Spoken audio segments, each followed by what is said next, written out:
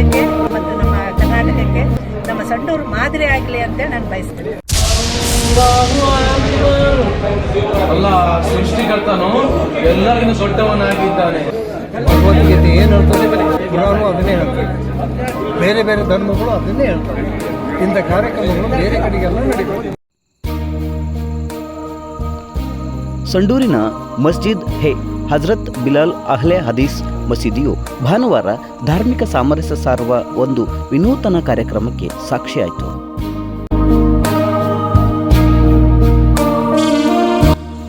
ನಮ್ಮೂರ ಮಸೀದಿ ನೋಡಬನ್ನಿ ಎಂಬ ಸಾರ್ವಜನಿಕ ಮಸೀದಿ ಸಂದರ್ಶನ ಕಾರ್ಯಕ್ರಮವನ್ನು ಹಮ್ಮಿಕೊಳ್ಳುವ ಮೂಲಕ ಮಸೀದಿಯಲ್ಲಿ ನಡೆಯುವ ವಿಧಿವಿಧಾನಗಳ ಕುರಿತು ಆಗಮಿಸಿದ್ದ ಸಾರ್ವಜನಿಕರಿಗೆ ಮನವರಿಕೆ ಮಾಡಿಕೊಡಲಾಯಿತು. ಶಾಸಕಿ ಅನ್ನಪೂರ್ಣ ತುಕಾರಾಂ, ನಾಡೋಜ ವಿ.ಟಿ. ಕಾಳೆ ಸೇರಿದಂತೆ ಅನೇಕ ಮುಖಂಡರು ಕಾರ್ಯಕ್ರಮದಲ್ಲಿ ಪಾಲ್ಗೊಂಡರು.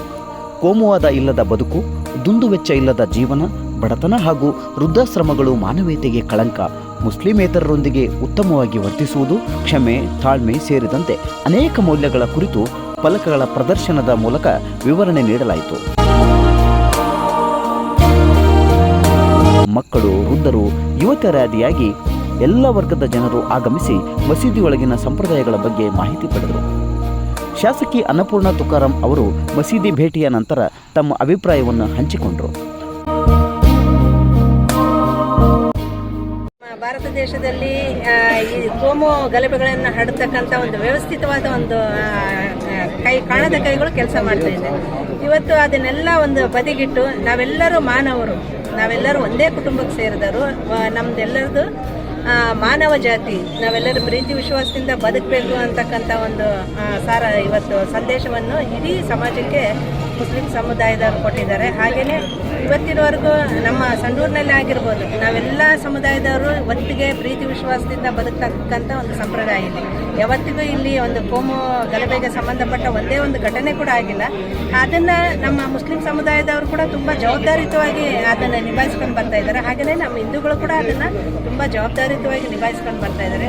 ಮುಂದಿನ ದಿನಗಳಲ್ಲಿ ಈ ಏನು ಕೋಮು ಹರಡತಕ್ಕಂಥ ಈ ಶಕ್ತಿಗಳು ಏನಿದ್ದಾವೆ ಅವನ್ನ ನಾವು ನಿರ್ನಾಮ ಮಾಡಿ ಒಂದು ಉತ್ತಮವಾದ ಒಂದು ಬಾಂಧವ್ಯ ಇರ್ತಕ್ಕಂಥ ಸಮಾಜವನ್ನು ಕಟ್ಟೋದ್ರಲ್ಲಿ ಅವರು ಮುಸ್ಲಿಂ ಸಮುದಾಯದವರು ಮತ್ತು ನಾವು ಹಿಂದೂಗಳು ಸೇರಿ ಮಾಡೋಣ. ನಮ್ಮ ಇಡೀ ಭಾರತಕ್ಕೆ ಮತ್ತು ನಮ್ಮ ಕರ್ನಾಟಕಕ್ಕೆ ನಮ್ಮ ಸಂಡೂರು ಮಾದರಿ ಆಗಲಿ ಅಂತ ನಾನು ಬಯಸ್ತೀನಿ.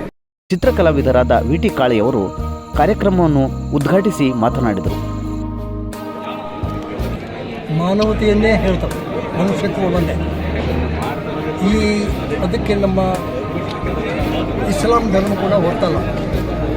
ನಾವು ಹಿಂದೂಗಳು ಅಲ್ಲಲ್ಲಿ ಪ್ರವಚನಗಳನ್ನು ಮಾಡ್ತೀವೋ ಹಾಗೆ ಈ ಮಸೀದಿಗೆ ಮಾತ್ರ ಇಂಥ ಕಾರ್ಯಕ್ರಮಗಳು ಸೀಮಿತ ಆಗಬಾರ್ದು. ಬೇರೆ ಬೇರೆ ಕಡೆ ಕೂಡ ಇಂಥ ಕಾರ್ಯಕ್ರಮಗಳು ನಡಿಬೇಕು. ಎಲ್ಲ ಜನರನ್ನು ಸೇರಿಸಬೇಕು, ಎಲ್ಲ ಧರ್ಮದವ್ರನ್ನು ಸೇರಿಸಿ ಏನು ಹೇಳ್ತದೆ ಧರ್ಮ ಗ್ರಂಥ ಅನ್ನುವಂಥದ್ದನ್ನು ಹೇಳಬೇಕು. ಅದು ಎಲ್ಲ ಜನರಿಗೆ ತಿಳುವಳಿಕೆ ಬರಬೇಕು. ನನಗೆ ಹೇಳಿದಾಗ ಭಗವದ್ಗೀತೆಗೂ ಪುರಾಣಕ್ಕೂ ವ್ಯತ್ಯಾಸ ಬಹಳ ಇಲ್ಲ. ಭಗವದ್ಗೀತೆ ಏನು ಹೇಳ್ತದೆ, ಪುರಾಣ ಅದನ್ನೇ ಹೇಳ್ತದೆ. ಬೇರೆ ಬೇರೆ ಧರ್ಮಗಳು ಅದನ್ನೇ ಹೇಳ್ತವೆ. ಇಂಥ ಕಾರ್ಯಕ್ರಮಗಳು ಬೇರೆ ಕಡೆಗೆಲ್ಲ ನಡೀತವೆ. ಒಟ್ಟಿನಲ್ಲಿ ಸಂವಿಧಾನದ ಆಶಯದಂತೆ ಸಮಾನತೆ, ಸೌಹಾರ್ದತೆ, ಭ್ರಾತೃತ್ವ ಎಂಬ ಮೌಲ್ಯಗಳ ಉಳಿವಿಗೆ ಇಂತಹ ಕಾರ್ಯಕ್ರಮಗಳು ಸರ್ವಧರ್ಮೀಯರಿಂದಲೂ ಹೆಚ್ಚು ಹೆಚ್ಚು ನಡೆಯುವಂತಾಗಲಿ ಎಂಬುದು ಸಂಡೂರು ಟಿವಿ ತಂಡದ ಆಶಯವಾಗಿದೆ.